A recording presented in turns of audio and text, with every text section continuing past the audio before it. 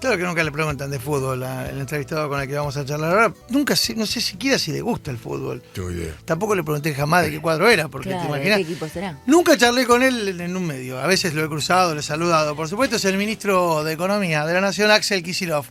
¿Qué tal, Axel? ¿Cómo va? Buenos días, feliz día, ¿no? Bueno, muchas gracias. Gracias. Muchas gracias.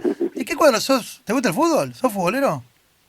No, no mucho, pero soy de Boca. Sos de Boca. Y bueno, y ahora tengo hijos más chiquitos, así que el fútbol está en mi casa, volvió a mi casa. Bueno, una coincidencia al menos, una vas a tener con el Bebo Granado, que lo tengo acá.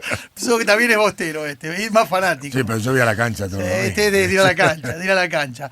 Bueno, varios temas para poder preguntarte y te agradecemos la amabilidad de darnos esta oportunidad de charlar con vos, porque indudablemente estuvo nuevamente en el tapete el debate por los fondos buitre y esta actitud reiterada por parte del juez Griesa de interponer escollos en la gestión argentina por terminar de negociar este tramito que queda de la deuda externa de los acreedores. ¿Cómo está la situación a momento, Axel? Sí, en primer lugar me parece oportuno salir, la verdad que hablar del tema, porque la verdad que estuve leyendo lo que, el análisis de los economistas ortodoxos y de la oposición, y la verdad que si no estamos todo el tiempo aclarando la cuestión, el problema no son tanto los buitres externos, sino los buitres internos. ¿Por qué digo esto? Porque hay algunos medios y opinólogos que parecerían estar absolutamente consustanciados con el reclamo de los buitres, como si fuera justo, como si fuera culpa de la Argentina, como si fuera natural que hubiera un juez como Griesa, que todo el tiempo le da la razón en los planteos más ridículos. Uh-huh. Eso no quiere decir que haya habido novedades con el tema de los Me Too. Yo lo explico para el público en general. Nosotros, muy rápidamente, después del default 2001, porque toda esta historia es el default 2001 y su secuela.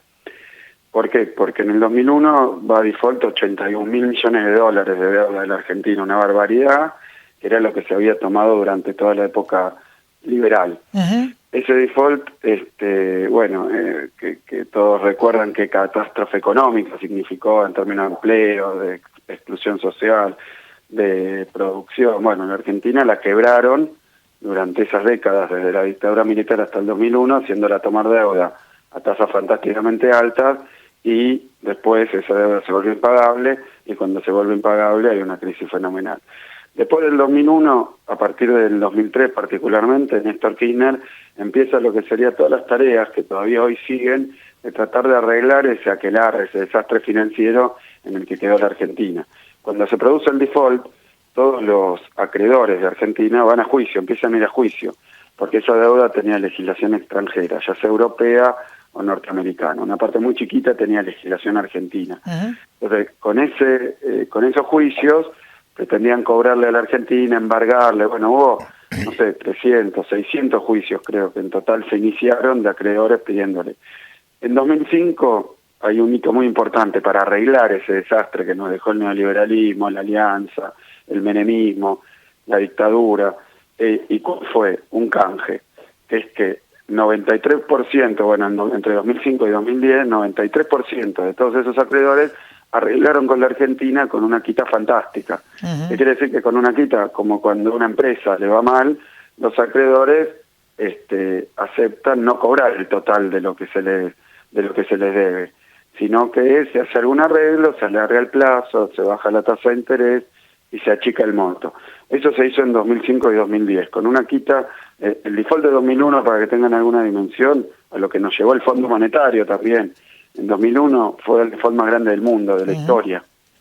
Y esta negociación tuvo una particularidad, el canje, la reestructuración, que es que la reducción que se hizo a la deuda fue una de las mejores que se consiguió en el mundo también, y en la historia, y se hizo esto sin la participación del Fondo Monetario, porque el Fondo Monetario ahora lo estamos viendo en Grecia, y lo mismo el Banco Europeo, siempre en estas reestructuraciones está bastante más a favor de los acreedores que lo que nosotros hicimos acá.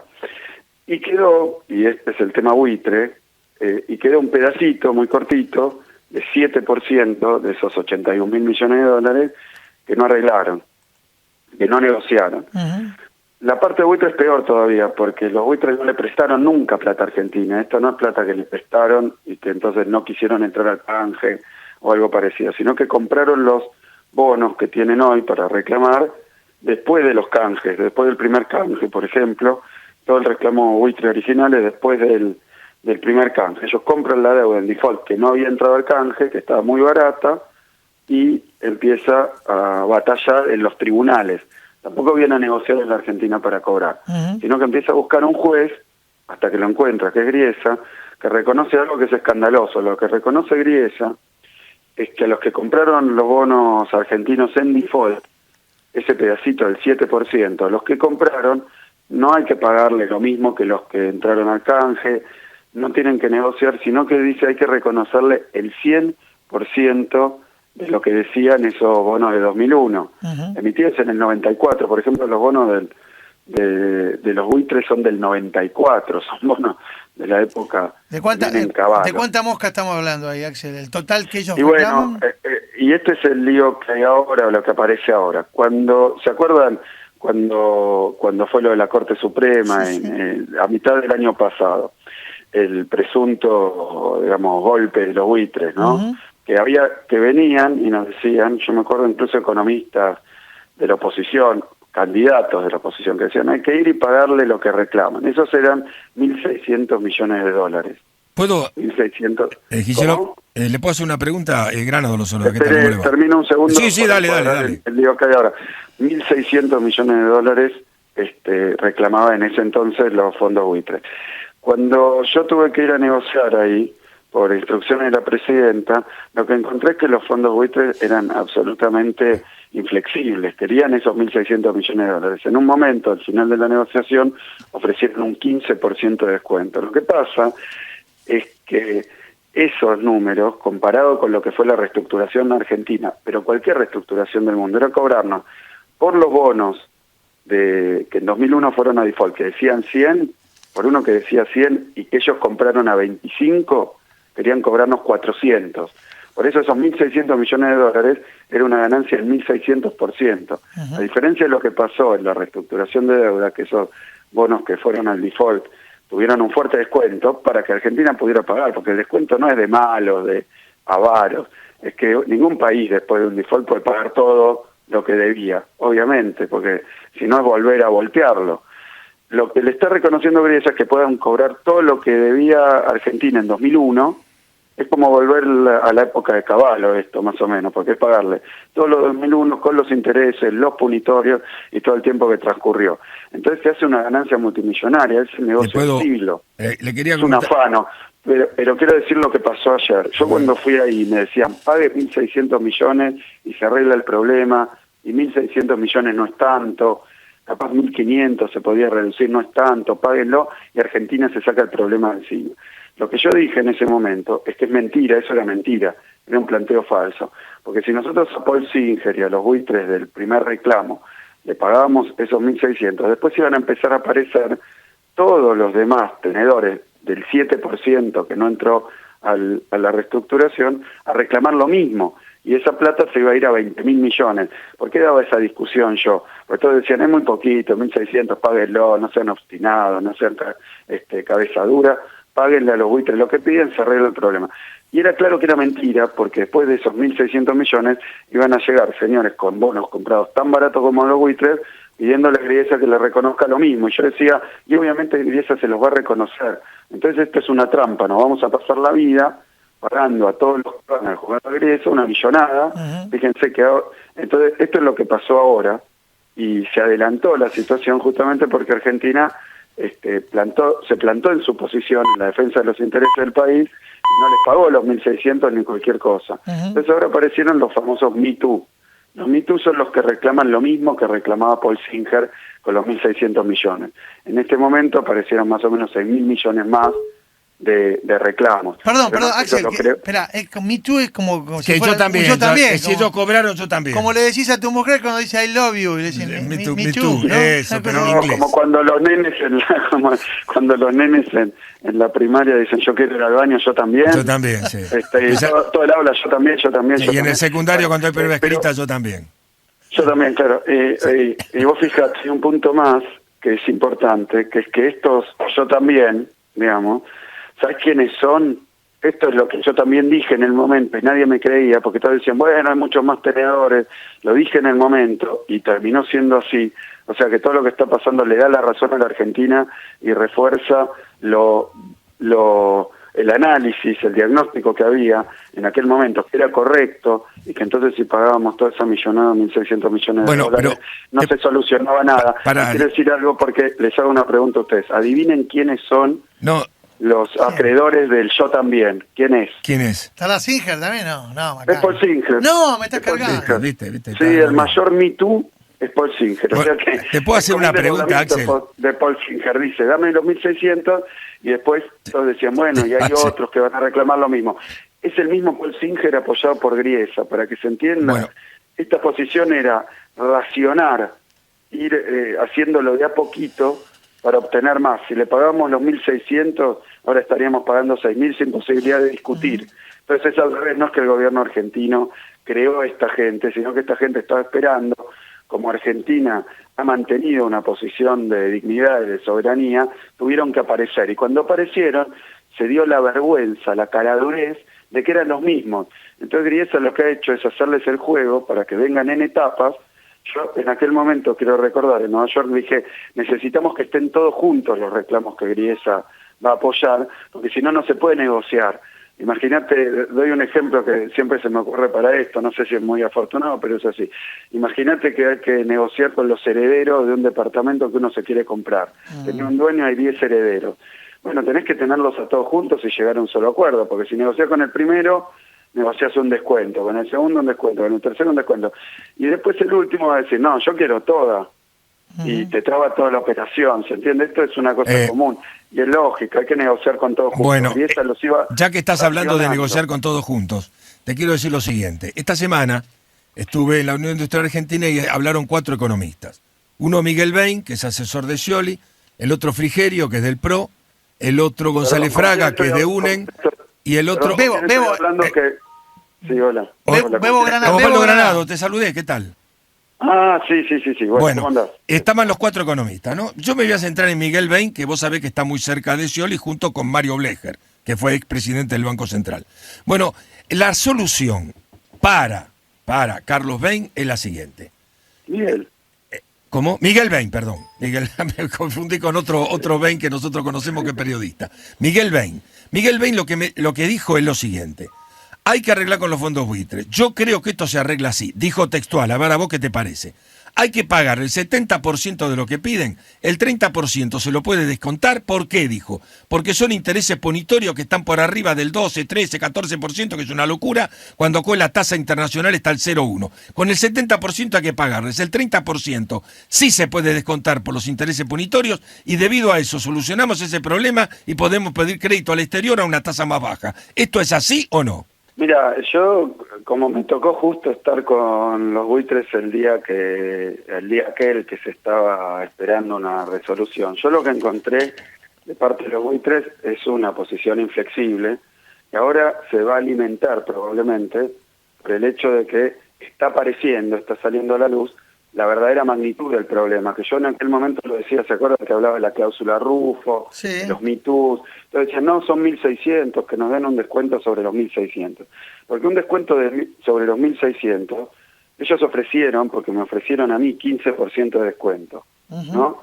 Sí. O sea que pero para que tengan idea de la magnitud, un bono que dice 100, ellos pedían 400.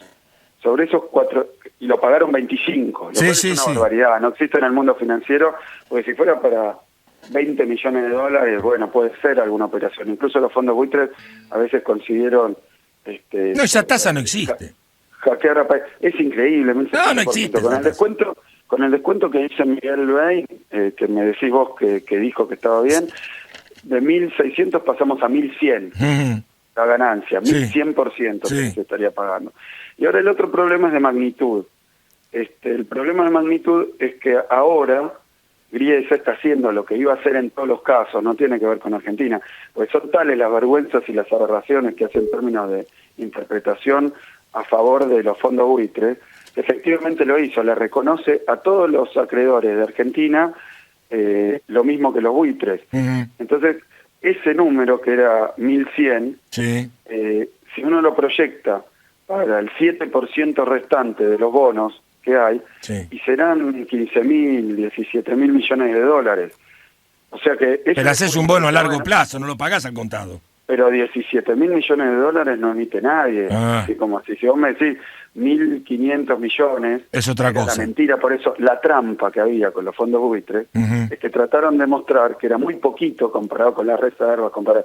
Bueno, y mi respuesta fue, es mentira. Es más, si nosotros negociamos y pagamos 1.600, aunque sea con un 30% de descuento, Sí. después va a venir la estampida de los demás a pedir exactamente lo mismo. Ujú. Cuando lo conveniente, en todo caso, es negociar con todo junto, con los más duros, los más blandos y todo, y entonces llegar a un acuerdo que sea pagable por el país. En ¿Cuánto todo decís caso. que es con un descuento del 30%, como dice Miguel Bain? ¿Cuánto te Bueno. parece que debemos en total? No, si hacemos la cuenta de los 23.000 Sí. y le sacamos un 30%, son 6.000 menos. Claro. Así que tendrá 17.000, que es lo que dije recién. Exactamente, está bien. Estoy haciendo ojo la cuenta. Pero es muchísima plata, nuestras reservas son 34.000. Sí, nadie emite la mitad, deuda es la de un mitad. saque. Pero no tenés Sí, cash. pero... Pero no lo pagás cash, Axel. Perdón. Sí. Perdón. ¿Por qué están todas las naciones, todos los países, la mayoría de los países en Naciones Unidas diciendo que esto hay que cambiarlo, que hay que hacer un mecanismo mundial para la reestructuración? Porque los fondos buitres obtuvieron con Griesa una sentencia que es, repito, absolutamente insólita, No, eso es cierto. absolutamente contra el sentido común y además peligrosa para el sistema financiero internacional. Lo digo porque hasta el Fondo Monetario Internacional lo dice así. ¿Por qué? Porque nosotros tuvimos un default donde había 81.000 millones de dólares. Arreglamos con el 93 Sí. y ahora Griesa le reconoció un 7% que se puede sentar en la mesa y conseguir algo 30 veces mejor que todos los demás. Si esto es así, vos fíjate que para el próximo país que, preso de las políticas como las que nosotros tuvimos hasta el 2003, caiga en un default, Ujú. no va a poder negociar nunca una quita, porque lo que está diciendo esta sentencia es que 10 años después va a venir alguien con un solo bono y te va a decir, a mí me pagás no el 100%, el 400%, el 600%. Entonces, ¿esto qué quiere decir? Si a mí me dicen, mira, un país cayó en default, hay que reestructurar la deuda, como siempre, digamos, como Sí, hay sí. que hacer una quita, pero yo tengo la certeza de que después un juez como Griesa me va a dejar reclamar el total, o cerca del total, o el total con 30% de descuento. Entonces le está poniendo realmente un piso a las reestructuraciones de deuda que las hace imposibles. Ujú. Le da, como dicen todos los analistas internacionales, es mucho poder a los acreedores. Igual no te Demasiado parece. poder. No, ¿Te después parece? de Griesa a mí me parece que cambió todo, ¿eh? Es un lío. Sí, Yo, claro. La verdad es que se ha hecho un lío, pero creo yo que está habiendo movimiento, porque vos fíjate, si un economista dice, bueno, te van a dar un 30% de descuento, ¿no? Que esto lo tienen que aceptar. Esto no es obra y gracia de la casualidad, del Sí, azar, sí. de la suerte.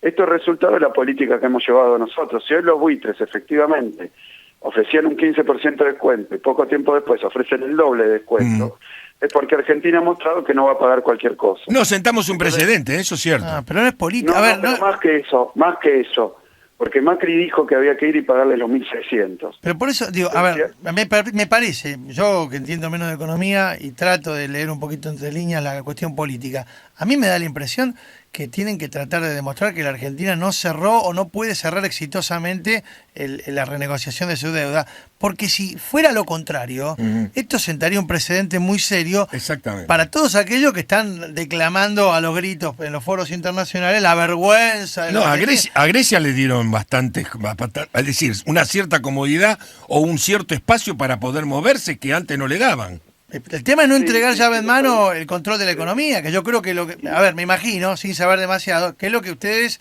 están intentando hacer, porque en definitiva, Sí, pero vamos, mira, Mauro, vamos a la hipótesis esta que planteaban recién. Supónganse que Argentina paga con un descuento del 30% Sí. o algo así, los 17.000, 15.000, 10.000, 12.000, lo que Lo que sea, aparezca sí.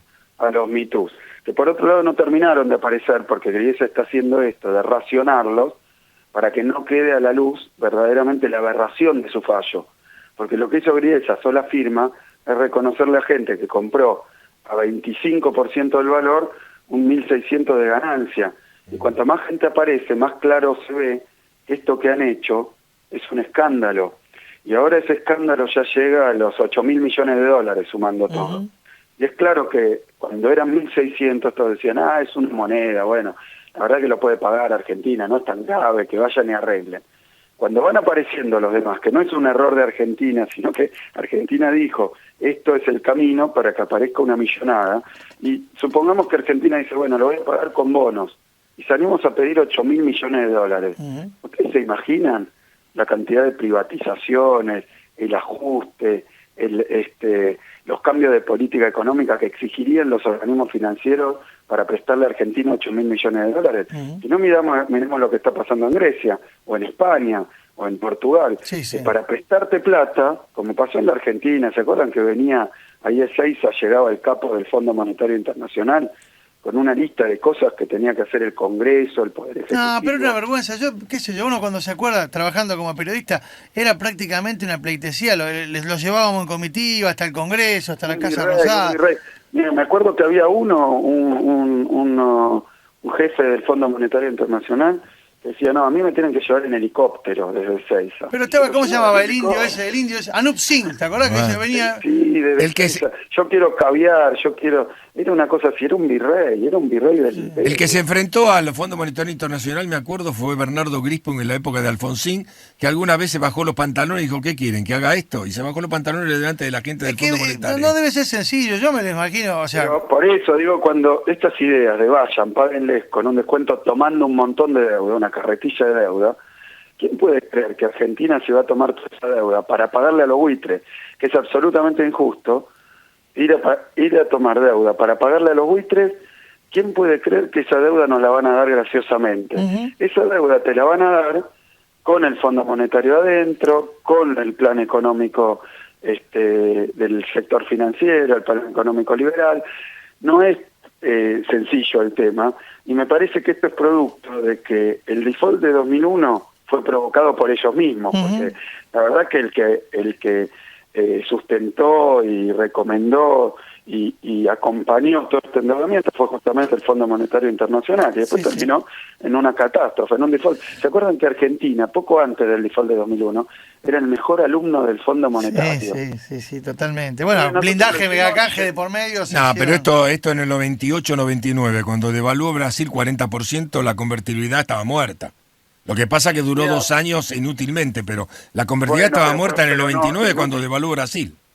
Inútilmente para algunos, muy productivamente para otros, que siguieron prestándole a Argentina, como ese megacanje, ese blindaje, que son parte del default que hoy sigue activo. O sea que yo lo que quiero decir es que ese desastre nos la causó esa idea ligera, digamos, ligera de billetera, porque la billetera es del Estado Nacional y de los 40 millones argentinos, que piensa que hay que tomar deuda, que está buenísimo, que el fondo te aplaude, está buenísimo, que sos un gran señor, si vas a los organismos multilaterales de crédito, te prestan plata y te dicen, mirá, porque yo me acuerdo que ¿se acuerdan la ley Banelco? Sí. La flexibilización laboral, fue una imposición del Fondo Monetario, fue una imposición para un préstamo. Lo mismo que la reducción del 13% de los salarios públicos y las jubilaciones, una imposición del Fondo Monetario. Lo mismo que la privatización de aerolíneas, de YPF, eran todas imposiciones que aparecían a través de los organismos financieros. Bueno, pero en aquella época incluso se aprobó en el Congreso por mayoría amplia la privatización, por ejemplo, de YPF. Así que en eso todos los políticos tuvieron algo que ver. Claro, pero porque se generaban condiciones parecidas a las que hay hoy en algunos países europeos, que es que uno no tenía plata para pagar el próximo vencimiento. Llegaba un vencimiento, nosotros hemos tenido un montón de vencimientos durante estos 12 años, nunca nos pasó que no nos alcance la plata. Cuando no te alcanza la plata para el próximo vencimiento, entonces vos vas y te sentás con el prestamista. Además, en este caso es el acreedor. O sea, el mismo al que le debes es el que te va a prestar. Y te dice, bueno, mira, yo te presto, pero la única forma de que te preste y no caigas a un tremendo default es que, y tengas todos estos problemas, es que privatices esto. No, o sea, eran políticas extorsivas. a ver, las burbujas también se hacen en la actividad privada, porque los Paren de hablar de economía, viejo, yo quiero hablar de política un poco. Política con Axel Kicillof, te equivocaste, pero no, es otra ¿cómo? cosa. Yo le quiero preguntar otra cosa. Ah, bueno, para la última. Dale. Pero siempre el sector financiero armó burbujas. Fíjate vos lo que pasó en el 2008 y qué pasó en España también, cuando terminaban prestándole a cualquiera 1 o 2 millones de dólares y nadie los podía pagar. Bueno, ahora yo para sintetizar esto, absolutamente para sintetizar esto, me parece que lo que se está cumpliendo es paso a paso el diagnóstico del gobierno, lo que dijimos que iba a pasar, está ocurriendo, que es que no eran solamente Paul Singer y sus 1.600 millones de dólares, sino que era en buena medida de nuevo Paul Singer, pero muchísima plata más que le reclamaban a Argentina, que era una trampa, nos querían llevar por el embudo a pagarle a los buitres 1.600 millones o con un descuento menor como el 15 o el 30% para después que aparecieran todas las demás facturitas de todos los demás acreedores, Me Too, que además era el propio Paul Singer de nuevo. O sea que fue una trampa muy bien armada en la que cayeron como chorlitos la mayoría de los economistas de la oposición, de los liberales, de los del establishment, diciendo hay que ir, conseguir un descuentito y pagar. Y después cuando aparece la millonada que es, queda claro que Argentina no puede emitir 8.000 millones de deuda para sacarse de encima el problema. Ni siquiera con un 20% de descuento, 30% de descuento.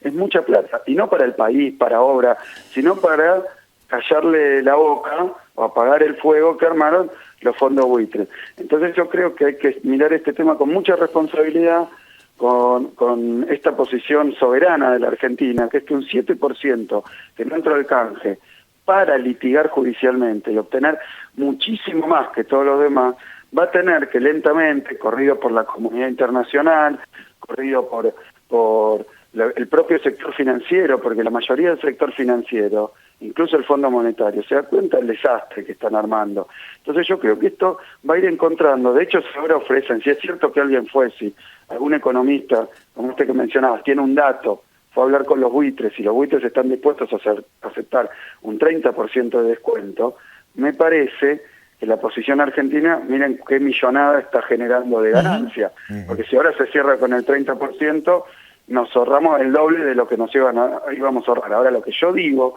es que ese 30% sigue generando unas condiciones totalmente inequitativas y muy peligrosas para todo el sistema, porque si no los países, cuando vayan a una reestructuración, van a saber que un fondo buitre puede ponerlo de rodillas después, con lo cual todos los demás van a decir, ¿por qué yo voy a aceptar después de un default un descuento fuerte? Si espero un poco más, si aparece un juez como Griesa y me permite cobrar todo. Déjame hacerte un par de políticas, dale, por favor, déjame hacerte un par de políticas, porque el Scioli te está tirando unos guiños bárbaros, te está tirando unos centros bárbaros, y yo, a ver, sé que como soldado de Cristina, que me imagino que me vas a contestar que sos, vas a esperar que la presidenta... Ahora, ¿a vos te gustaría competir electoralmente o te gustaría seguir formando parte en un lugar estratégico de un gabinete de un gobierno peronista kirchnerista en el próximo periodo? Sí, yo decía, el otro día me hicieron una pregunta parecida, la verdad que te reconozco en el Día del Periodista, ¿no? Que han encontrado las 1001 formas de que yo dé una respuesta con respecto a esto. La respuesta que doy, la única que puedo dar, es la más sincera, que es lo que siento y lo que estoy haciendo. En primer lugar, yo dije, en mi agenda no está la cuestión electoral en este momento, y es cierto, porque lo habrán visto y lo ven todos los días, la verdad es que como ministro de Economía... Tenés laburo. Muy nutrida de temas de la actualidad que tienen que ver con las elecciones, tienen que ver con la cuestión de la continuidad de este proyecto, porque, por ejemplo, en 2014, el año pasado, hubo, la verdad, un intento de corrida cambiaria, que también me tocó estar al frente del Ministerio de Economía, 2 intentos de corrida cambiaria, con movimientos así de las variables desarrolladas y con una intensa campaña de opinión tratando de instalar que en la Argentina había una crisis terminal, que esto era peor que 2001, me acuerdo, hiperinflación, caída de reservas, devaluación fuerte, todo eso nos endilgaban a nosotros. Yo me acuerdo, porque además era la discusión, en ese momento decía, bueno, este ministro no sirve, se tiene que ir, es un desastre, son los peores resultados, todo anda mal, se va todo al bombo. La verdad que eso es lo que estuvieron machacando durante 2014, y yo creo que con intenciones electorales. Esto no fue una idea, digamos, descolgada de lo que era. Pero zafaste, me parece que zafaste de esa tormenta y lo hiciste con muchísima dignidad. Bueno, pero esto es un trabajo, no digo zafar de las tormentas, pero digo seguir trabajando como ministro de Economía, para que la gente le vaya cada vez mejor, para que los jubilados puedan cobrar, para que los que tienen la asignación universal, para que YPF le vaya mejor. Es un trabajo muy intenso todos los días. Yo estoy en ese trabajo, y la verdad es que en mi agenda no está la discusión del después. Yo sé que los tiempos se acortan, pero ahí yo confío mucho en algo que tal vez otros no tienen, que es que yo formo parte de un movimiento político con mucha, digamos, que es colectivo, que no es individual. Por eso yo dije el otro día, la cuestión no es lo que yo hable con mi almohada, qué quiero hacer, no qué quiero hacer cuando sea grande, digamos. El problema es es que yo formo parte de la Cámpora, del Frente para la Victoria, y además, o sea que es una decisión colectiva de los compañeros, y yo lo he dicho muchas veces, para que a todo el mundo le quede claro que no es que me estoy sacando el bulto, sino que no es una decisión individual, menos mía como ministro de Economía en este momento. Yo estoy trabajando para que el gobierno, y por tanto, porque no es el gobierno, para que a los argentinos les vaya bien todos los días me dedico a eso. Me va mejor o peor, cometo errores, tengo aciertos. La verdad es que lo que ha quedado demostrado es que las cosas no estaban horripilantemente mal. No. Como decía, creo que casi el 93%, para tomar a los buitres, el 93% de los economistas estaban diciendo esto porque estaban enrolados en partidos políticos de oposición. Están enrolados, ahora aparecen como candidatos. Lo que antes eran objetivos, opinadores, eran ellos los que estaban buscando un lugar en las listas y en el gobierno. Ahí te concedo que vos tenés que esperar, está claro, tenés que esperar una decisión porque forma parte... te agrego más, por eso, yo lo que creo es que si en la medida en que estos 12 años de kirchnerismo, estos 12 años de Néstor y Cristina, estos 12 años de crecimiento, de inclusión social, tengan una continuidad, yo no solo voy a estar muy muy contento de que pude contribuir en esta etapa, sino que yo estoy para seguir trabajando para este proyecto y su continuidad. Bien, pero bueno, el lugar no es algo que hoy me quite el sueño. Y ahí la última, para garantizar esa continuidad, ¿Scioli o Randazzo? Bueno, esa pregunta yo dije, para mí... esa es tuya, esa decisión es tuya, porque ahí el voto en el cuarto oscuro va a ser tuyo. Bueno, ese voto es un voto secreto. Yo lo que quiero decir es que voy a decir... Me lo veía venir. No, pero quiero decir algo porque me parece que es más serio. Nos quedan 2 minutos de programa, dale. Bien, lo digo en 2 minutos, pero que es más serio que eso y tiene mucho que ver con el tipo de discusión que se da. Esto no es una discusión de personas. Por supuesto que hay involucradas personas, porque en nuestro movimiento, por ejemplo, tiene un liderazgo muy fuerte la Presidenta de la Nación y lo va a seguir teniendo. Una conducción de Cristina Fernández de Kirchner. Lo que yo digo es que lo que habría que estar discutiendo en un año tan importante electoralmente como 2015 para el futuro de los argentinos es un proyecto de país, no tanto las caras, no tanto los nombres, no tanto, sino quién, en el caso mío, da una garantía más clara, porque hay compañeros en las PASO disputándose el papel de candidato a presidente por el Frente para la Victoria. Yo creo que la discusión tiene que pasar por quién va a asegurar mejor, no la continuidad, más que eso, la profundización, porque a nosotros nos falta mucho por hacer, no es cuestión de continuismo. Todo el mundo sabe que acá la Argentina es un país que tuvo 30 años de liberalismo, de retroceso, de pérdida de derechos. Hay que seguir avanzando, hay que seguir reindustrializando el país, hay que seguir creciendo. Pero para vos cualquiera de los dos candidatos garantiza esto que vos decís. Y si están en el Frente para la Victoria, evidentemente son compañeros que han decidido, los conozco los dos, continuar con el proyecto iniciado por Néstor y por Cristina. Ahora, lo que tenemos que hacer adentro del Frente para la Victoria, y eso son las PASO, aunque estén mirando también de afuera qué está pasando, es ver cómo se continúa con ese proyecto y quién lo puede encarnar mejor. Porque esa frase, el candidato es el proyecto, yo lo que estoy diciendo, que lentamente el proyecto tiene que ser el candidato también. Entonces, el candidato que gane las PASO, yo creo que los compañeros que voten en la interna del Frente para la Victoria van a buscar aquel que puede seguir trabajando incansablemente, como lo han hecho Néstor y Cristina, para profundizar y para seguir generando esta dignidad que volvió a la Argentina, esta esperanza, pero también esta nueva plataforma económica que tiene el país, que le da muchísima potencialidad. En ese sentido, me parece que todos tienen que hablar mucho, los candidatos. Tienen que hablar y explicar qué piensan hacer. Los nuestros y sobre todo los ajenos, que son los que menos hablan, porque se han dedicado a plantarse en lugares de la no política, es decir, 2 frases, 2 eslogans que le recomienda algún publicista. Los publicistas hoy, creo yo, que son los principales motores del plan económico, político de los candidatos. Es una locura.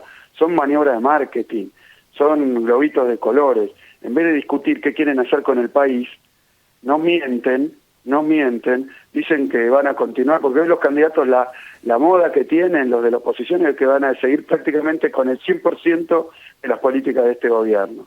Yo no les creo, no van a seguir, por eso se opusieron cuando se recuperó YPF, cuando se recuperó Aerolíneas, se opusieron a la asignación universal por hijo, se opusieron al plan Procrear, al plan Progresar, se opusieron también a la inclusión jubilatoria, se opusieron a los aumentos, se opusieron al mínimo no imponible, se opusieron a las paritarias, y ahora dicen, cuando les pregunta a un periodista, ¿te vas a hacer con esto? A todo que sí. Es electoralismo, es mentira, mienten más que unos candidatos que históricamente hubo en el país, que dijeron lo contrario en la campaña de lo que después hicieron. La famosa frase de Carlos Saúl, ¿no? Sí. Recordemos, si decía todo lo que iba a hacer, no me votaba nadie. Y si Dilma Rousseff hubiera dicho lo que iba a hacer, no lo hubieran votado. Bueno, Axel. Yo digo que no estamos para eso, que hay que discutir los propios y los ajenos, lo dijo la presidenta, cuál es el proyecto de país que tienen, cuáles son las medidas que van a tomar, qué van a dejar y qué van a cambiar.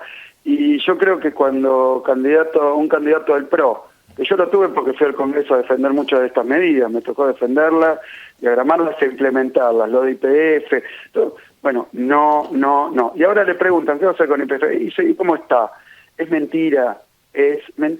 Se la cargan. Bueno, me parece que no podemos caer en una trampa de este tipo. Axel, muchas gracias por este contacto con la 10. No, gracias a ustedes. Un abrazo. Axel Kicillof, el ministro de Economía. Mauro Federico, en Radio 10. Tu radio. Ponete la 10.